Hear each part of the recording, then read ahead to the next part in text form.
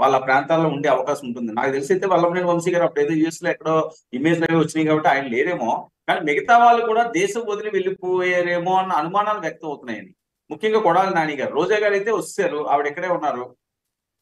అంటే వర్మ గారు ఇక్కడ ఒక విషయం గుర్తుపెట్టుకోవాల్సింది ఏంటంటే, మనం 19 నుంచి 24 మధ్యలో వీళ్ళకి అధికారం ఉన్నప్పుడు చిన్న గుండు పిన్ను పడినా సరే చంద్రబాబు నాయుడు గారి మీద విరచక పడేవారికి వీళ్ళందరూ మీడియా ముందుకు వచ్చేటోళ్ళు.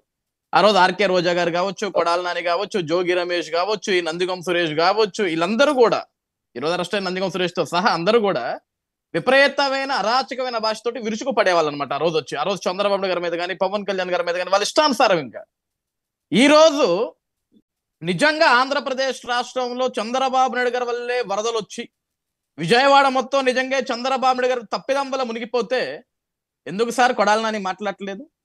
ఎందుకు సార్ జోగి రమేష్ మాట్లాడట్లేదు? ఎందుకు సార్ ఆర్కే రోజా మాట్లాడట్లేదు? ఏమైపోయారు సార్ గతంలో? మాట్లాడారు మొన్న, వినలేదా? విన్నాను సార్, అది కూడా విన్నాను సార్. అవి కూడా ఏం మాట్లాడిందంటే, పాపం ప్యారిస్ ట్రిప్ అయిపోయిన తర్వాత కొంచెం చిప్పు దొబ్బినట్టుంది. ఏది సొంత నియోజకవర్గం మంగళగిరిలో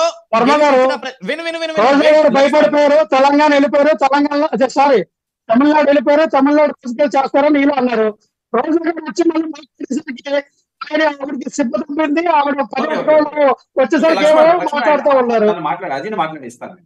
ఇప్పుడు ఆ రోజు రోజా గారు కూడా ఏమన్నారంటే, మంగళగిరిలో గెలిపించిన ప్రజలు లోకేష్ కనపడట్లేదు, లోకేష్ హైదరాబాద్ లో ఎంజాయ్ చేస్తున్నాడు అని చెప్పింది. ఆవిడ ఏపీలో ఉంటే కదా లోకేష్ అన్న ఎక్కడ ఉన్నాడో కనపడేది. 5 రోజుల నుంచి తండ్రి కొడుకులు ఇద్దరు కూడా ప్రజల మధ్యలోనే ఉంటూ, ఒక ఆయన కమాండ్ కంట్రోల్ రూమ్ లో ఉంటూ, ఇంకొక ఆయన ప్రజల్లో వరద ముంపుల్లో తిరుగుతుంటే ఇలా కనపడరండి అవన్నీ. ఎందుకంటే వీళ్ళంతసేపటికి జగన్మోహన్ రెడ్డి మాయ లేకుంటే సాక్షి టీవీ మాయలో ఉంటారు కాబట్టి వీళ్ళకి ఎవరికి కనపడరు. ఈ రోజు ఒకటే వర్మ గారు, to be frank, to be straight, ఒకటే, నిజంగా ఈ తప్పులు జరిగితే వీళ్ళు ఈ పాటికి బయటకు వచ్చి మాట్లాడాలి కదా. ఎందుకు మాట్లాడలేదు? ఎందుకు అజ్ఞాతంలోకి వెళ్ళిపోయారు? అంటే చంద్రబాబు నాయుడు గారి వల్ల ఎక్కడా తప్పిదం జరగల. బెదిరిస్తున్నారా మీరు? ఎవరిని బెదిరిస్తున్నాం మేము? అంటే మేము బెదిరిస్తే భయపడే రకాల వాళ్ళు? మేము బెదిరిస్తే భయపడిపోతారా అండి? ఇప్పుడు 19 నుంచి 24 వరకు ఉంది కదా, అధికారాన్ని చూసి, మనుషులను చూసి కాదు. అంటే కాదు వర్మ గారు, ఇప్పుడు మీరు చెప్పినట్లు అధికారం ఉంటే ఎవరైనా బెదిరించవచ్చు, అంతేనా?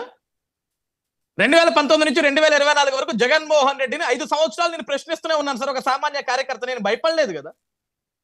జగన్మోహన్ రెడ్డి అరెస్ట్ చేయించాడనో 14 రోజులు జైల్లో పెట్టాడు. ఇదే నందిగం సురేష్ జైల్లో పెట్టించాడు సార్ 14 రోజులు నన్ను, ఒక గులాబీ పువ్వు ఇచ్చిన పాపానికి. ఆయన భయపడలేదే. ఇదే నందిగం సురేష్ మళ్ళీ నేను జైలు నుంచి బయటకు వచ్చిన తర్వాత ఏదైతే ఇబ్రహీంపట్నంలో నా మీద దాడి చేయించాడు సార్, 4 రోజులు హాస్పిటలైజ్ అయ్యా నేను, అయినా భయపడలేదు. ఎస్, వాళ్ళ అధికారులు ఉన్నప్పుడు ఇబ్రహీంపట్నం మీద దగ్గర నా మీద దాడి చేశారు. కొండపల్లి మైనింగ్ మీద వెళ్ళి మేము అక్రమాలను ప్రశ్నించి వస్తుంటే 4 రోజులు హాస్పిటలైజ్ నేను సన్ రైజ్ హాస్పిటల్లో, అయినా భయపడలేదే, వెనకడుగు వేయలేదే, పోరాడుతూనే ఉన్నాం, ప్రశ్నిస్తూనే ఉన్నాం కదా. ఈ రోజు 19 నుంచి 24 వరకు మంత్రులుగా, ఎమ్మెల్యేలుగా ఎంజాయ్ చేసిన వాళ్ళు ఈ రోజు నిజంగా రాష్ట్రంలో సమస్య ఉంటే నోరు పెగలాలి కదా. అధికారం ఉంటేనే మాట్లాడతారు, అధికారం లేకపోతే మాట్లాడరా? మాట్లాడే దమ్ము ధైర్యం చేయాలి కదా వర్మ గారు. ఈ రోజు లక్ష్మణ్ గారు ఇందాక కూడా ఒక మాట మాట్లాడాడు వర్మ గారు, బుడమేర గేట్లు ఎత్తేసాడు చంద్రబాబు అని. వీళ్ళకి అర్థం కాని విషయం ఏంటంటే, జగన్మోహన్ రెడ్డి దగ్గర నుంచి ఈ కింద జగన్మోహన్ రెడ్డి ఫాలో అయ్యే కార్యకర్తల వరకు బుడమేర అనేది ఒక నది కాదు, దానికి గేట్లు ఉండవు, అదొక కాలువ, దానికి గండి పడిద్ది, దానికి గేట్లు ఎవడు అమర్చడు. ఆ విషయాన్ని ఫస్ట్ మీరు అందరూ క్లారిటీ తెచ్చుకోవాలి. వర్మ గారు రెగ్యులేటర్ ఏర్పాటు చేసి దానికి 11 గేట్లు ఏర్పాటు చేశారు. వాస్తవే కదా? 11 గేట్లు ఎందుకు ఎక్కేశారు మీరు? దానికి సమాధానం చెప్పండి. వర్మ గారు 11 గేట్లు ఎందుకు ఎక్కేశారు?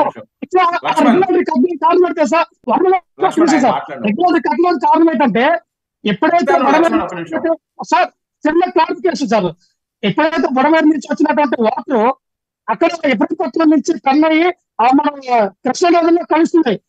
వేరే తెల్లని వచ్చామో కుడికాలంలో కలుస్తుంది.